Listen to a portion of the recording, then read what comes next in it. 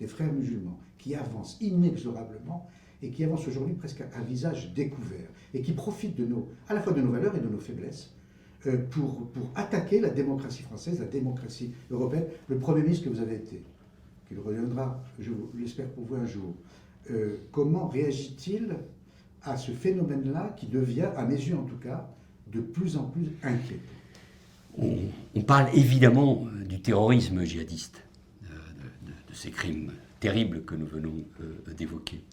Mais sans doute que le véritable défi, sans minimiser ce que nous venons de traiter, cela n'aurait aucun sens, parce que c'est la partie d'une certaine manière immergée.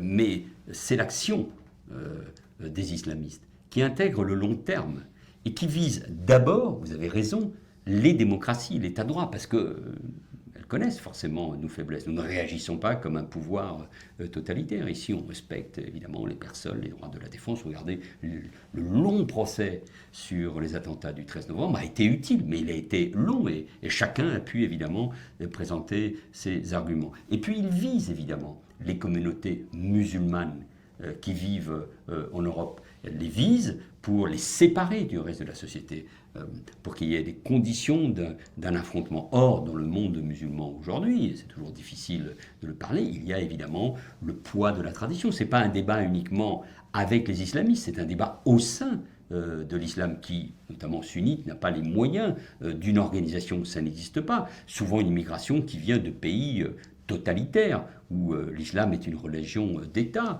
où l'antisémitisme est proféré, non seulement sur les réseaux sociaux, mais dans les télévisions, dans les discours publics, où la femme est écartée, évidemment, de la société. Pas partout. Il y a des pays, évidemment, qui se sont modernisés, d'autres qui sont en voie, au contraire, de régression. Et donc, c'est un combat qui ne peut pas être caché,